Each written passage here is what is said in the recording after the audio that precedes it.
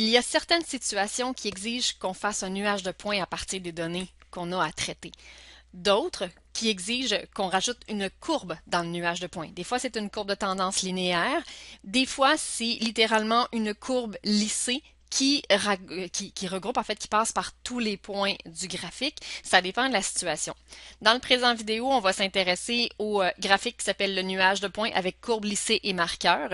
Donc, ça va être une série de points qu'on va vouloir relier, mais qui ne seront pas reliés avec des segments de droite, mais bien avec une courbe qui va être lissée et approximée par le logiciel.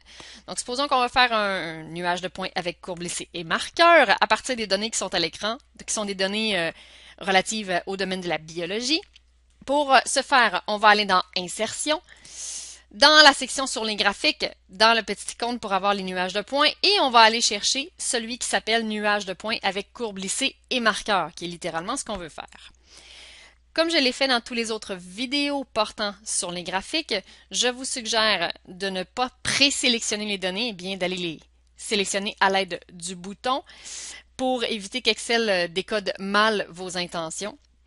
Ici, comme les deux colonnes qu'on veut sont côte à côte, on peut se permettre d'essayer de donner la plage complète de données à Excel, donc la page de données du graphique. Il va essayer de voir comment il l'analyse. Nous, on sait que la concentration en pourcentage devra aller sur l'axe des X. Si ça s'en va dans la section sur les étiquettes, c'est qu'Excel a bien compris ce qu'on veut.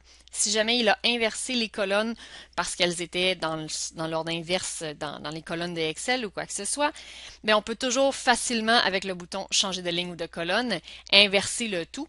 Mais dans notre cas, l'interprétation était la bonne parce que notre première colonne était celle dédiée à l'axe des X. Donc, on va cliquer sur OK.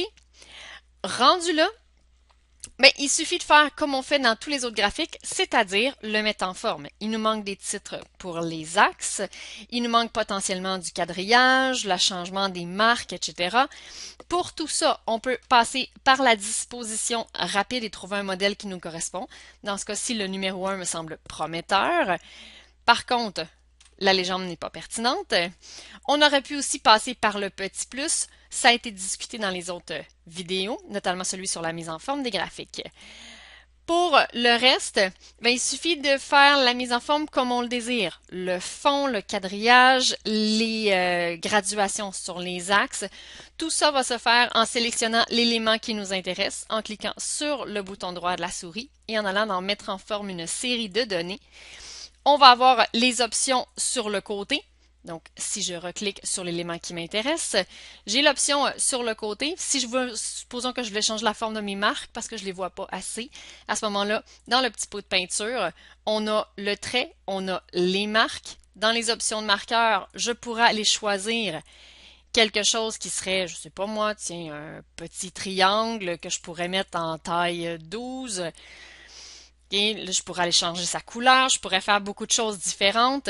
Donc, on peut vraiment jouer avec la mise en forme du graphique pour l'amener à notre idéal et qu'il reste lisible et compréhensible. Voilà, c'est ce qui complète la vidéo sur le nuage de points avec courbe lissée et marqueur.